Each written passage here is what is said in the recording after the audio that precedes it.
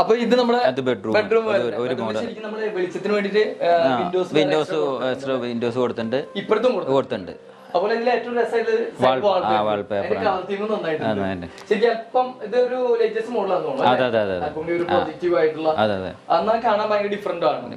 അതുപോലെ തന്നെ നമ്മുടെ ഫ്ലോർ വെച്ച് നോക്കുമ്പോൾ സീലിംഗും ശരിക്കും